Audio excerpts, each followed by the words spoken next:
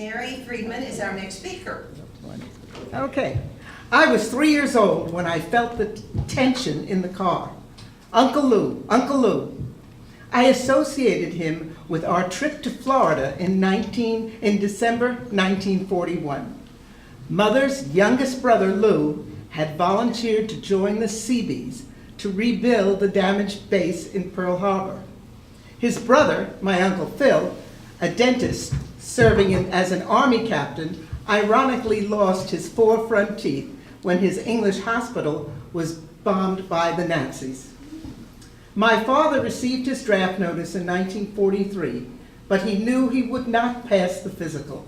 In 1928, Dad almost lost his leg when a car jumped the curb and smashed into him. Instead, he became the air raid warden and volunteer fireman, patrolling the streets to make sure all the lights were out and the black shades were drawn, and racing to fires at 3 a.m. in the morning in our little town of North Belmore. Dad worked as a traffic manager for the Joe Low Corporation in the Starrett Lehigh building, which is on the display right there. On 26th Street and 12th Avenue in New York City, overlooking Pier 66. Any of you who know New York know that 12th Avenue is the street right next to the piers. Its unique design allowed freight cars to move directly off the piers and up 30-foot elevators to loading docks on each floor. This gave the truck drivers easy access to all the 19 stories. It proved a perfect place for German spies watching the comings and goings of ships in the New York harbor. One day, Dad called Mom to say the FBI had surrounded their building, rounding up suspects in what they called the Duquesne spy ring. I later learned that Axel Wheeler Hill, a truck driver, obtained information for Germany regarding the ships sailing to Britain from New York harbor. He operated a radio set for sending coded messages to Germany from the roof of the building. He also encouraged members of the spy ring to secure data and arrange contacts between various German agents. At home, my mother was a community organizer. She lobbied the school board to use WPA funds for a nursery school to be built in the basement of the elementary school. In our town of North Belmore, Long Island, many of the women worked at the Grumman and Republic aviation plants. They needed full-time care for their children.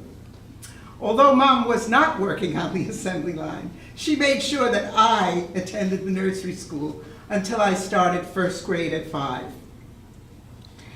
On the home front, shortages and racing. Let me just go to my next picture. Oops, I'm going the wrong way. I'm going the wrong way. There we go. On the home front, shortages and rationing had the greatest effect on our everyday lives. Mother had to tear out ration stamps from a book to be permitted to purchase a pound of meat, a stick of butter, or a pound of sugar. These products were needed to feed the millions of soldiers serving around the world. Without these stamps, you couldn't buy these things. I'm sure there were black market sources, but my family stuck by the rules. Mother next volunteered with the Nassau Consumers Union to help people manage their food budgets. Now, Mother was great at the financial part. She'd been a bookkeeper, but recipes were another story. I accompanied her to a local radio station in Freeport, where she was invited to speak. Mother, one of 8 children, had lost her father at 9. She started working full-time at age 15 to support her brothers in school. As a result, she was a mediocre cook at best. She relied on government pamphlets from the Department of Agriculture since she couldn't advise people on how best to use the food allotted. Instead of giving her advice on preparing foods which she couldn't cook herself. The war affected everything in our daily lives. Our Victory Garden gave us yummy fresh vegetables during the summer, and yucky canned vegetables in the winter. First, we planted radishes, corns, beets, and root crops. After they were harvested, we planted peas, string beans, cucumbers, tomatoes, and corn. I love picking the peas. To this day, I have not eaten a pea as delicious as I remember from that fresh garden. Food in the supermarket just doesn't compare with the tomatoes and corn freshly picked. Mother would sterilize mason jars in a pot on the stove, cook the vegetables, pour them in jars, and seal them with paraffin.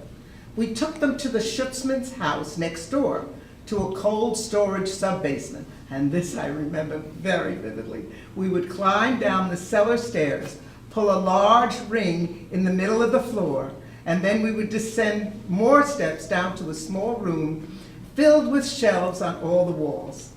I rarely remember retrieving them once they were down there, but we must have because we did eat during the winter months.